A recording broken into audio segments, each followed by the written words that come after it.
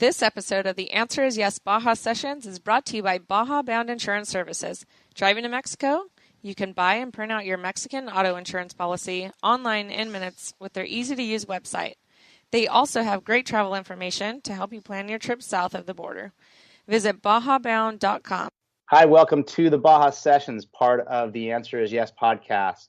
My name is Ryan Thomas and the host for the Baja Sessions, and I have a very good guest on today. His name is Wesley Brough, and a resident born and raised in southern Baja, and I think I can say he's a world-renowned fisherman at this point. Wesley, how you doing today? Good. How you doing, Ryan? I'm stoked, and like I was saying earlier, really happy to be able to catch up with you on the phone. So if you can't tell already, we know each other. I've known Wesley since he was a little kid and had the pleasure of getting to spend time with his family as both him and his brother were being raised on the beaches of the Pacific side of the Los Cabos region. Wesley grew up overlooking the Pacific Ocean, running up and down the shores, barefooted, climbing the cliffs, chasing animals, catching fish, swimming. Kind of grew up as the jungle kid, and today makes his living by taking people fishing more or less in his front yard. So, Wesley, I know people are going to love to hear little bits and pieces about all of your story from, growing up as a tow-headed blonde kid in southern Baja. I've, again, had the pleasure of knowing you since you were a kid, and you speak fluent Spanish, as does the rest of your entire family. So tell us a little bit about what that was like, being a child and being raised there in the environment that you were raised in. Well, it didn't blend in too well. That's yeah, blonde and skinny and tall. Yeah. But it feels like we've known each other for forever. I've known you since you were a big kid. I still am, buddy. Still hasn't changed much. Right. But yeah, no, it was good. We lived out on the Pacific side, and there wasn't too many people out that way. So it was my brother and I running around, like you said, chasing animals and fishing. And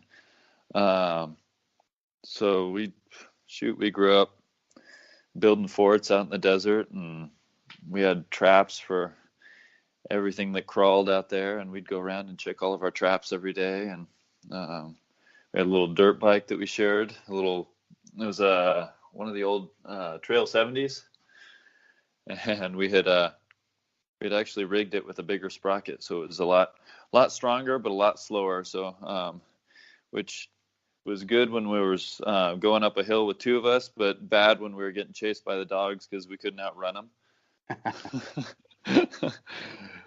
But then I was always into fishing. My dad got me into. Hey, wait! Before we get into fishing, I'm remembering your lizard and reptile collection, which I know wasn't just yours. I think your dad and your brother shared the joy of that. But I remember one time specifically taking a trip somewhere up into the middle of nowhere to go hunt some lizard that was native that you guys were bartering at a reptile store up in the United States. You'd fly up with them in your pockets or something. Tell me a little bit about that. Oh, yeah. What was that lizard? Those were the days. Yeah. It was, we headed up, we went up to San Antonio up in the mountains. And because up in that region, this lizard is called a Baja blue rock lizard. And their heads and bodies are like sky blue color, and then they're like a powder blue tail, and looks kind of like a really big collared lizard, but they're only native to Baja and tend to be pretty rare, and no one had been doing much breeding in captivity of those guys, so it was they were pretty rare lizard for the reptile trade. There's a ton of them down here. They're all over the rocks up in the mountains along the coast and up in the canyons where the waterfalls and stuff are up there. But the ones up in San Antonio had like a special real bright yellow mixed in with the blue. That was really cool. So I remember, we took your did we take the Thing up there? Yeah, we took the Volkswagen Thing. Yeah, we drove the Thing clear up into the mountains up there to go hunt these things down. And we trade them. I had a buddy who worked at a pet store there in San Diego, and my brother and I would take them up there and trade them for credit in the pet store, and get more critters to bring down and have in our collection. And so we had all kinds of stuff. As a kid, there's nothing better than having like $1,000 credit in a pet store where you can just go around and point your finger at whatever you wanted and it was yours. So the part that I thought was so cool about it was that you guys, didn't you fly sometimes and just put them in your pockets and carry lizards in your pockets through the airport?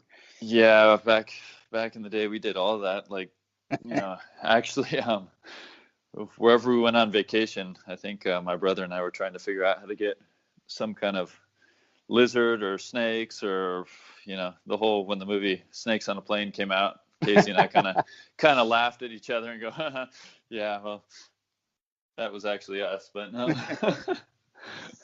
Okay, so we go from taking the passion of reptiles and lizards and your ability to find the rare ones in remote areas of Cabo to and more or less starting a small business to where you were bartering for other lizards. And didn't you have a monitor at one time? Some big we had some big monitor lizards. We had a anaconda. We had a 15-foot Burmese python.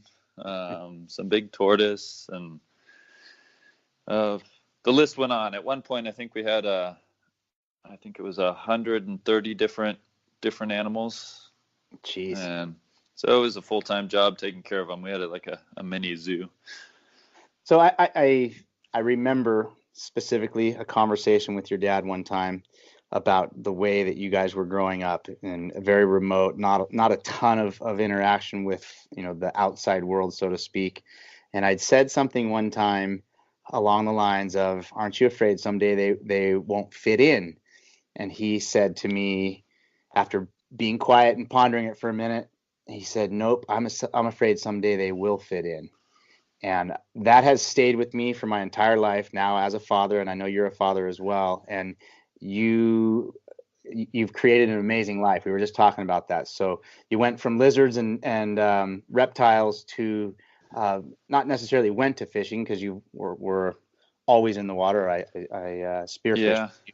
But you've turned it into not just a dabbling in a hobby business. This is how you support your family. And from what I can tell, you have become somewhat world renowned. So tell us a little bit about that. And I know you're going to be humble, but tell me about the kind of people that search you out and how the business is doing. That's and what the business is too. I think we're avoiding that topic, but why don't you share what you do for a living? I take people surf fishing. So basically, because Cabo is such a tourist destination, you get so many people coming through here every year that at this point it's almost just a numbers game. You have that many people coming in, and I have been doing it this is 13 years now for work, and it's been good. You get a lot of repeat people coming back because of the whole timeshare system that Cabo's kind of set up around with all the resorts. People are coming back once a year, and you do it long enough like this, and you do it year round, and you start to meet all kinds of people. I mean, Wesley, give yourself a little bit of credit here, though. You're calling it a numbers game, but you obviously, again, grew up on those beaches and know how to catch those fish. There's some skills that you have. I mean, for crying out loud. Yeah, no, it definitely is. In the beginning, it was a lot of like sitting in the tackle shops and talking to people about fishing and showing pictures. And there is a lot of, most people come down here to go out on the boats and go fishing for marlin or tuna, dorado. That's kind of the thing. Everyone wants to book a boat to go out and don't really realize that they're driving right over some really big fish that you can catch right off the beach. And so, I mean, you can get anything from like Sierra mackerel that are a smaller smaller size mackerel to later on in the year, we're catching big rooster fish that grow, 50, 60, 70, 80 pounds.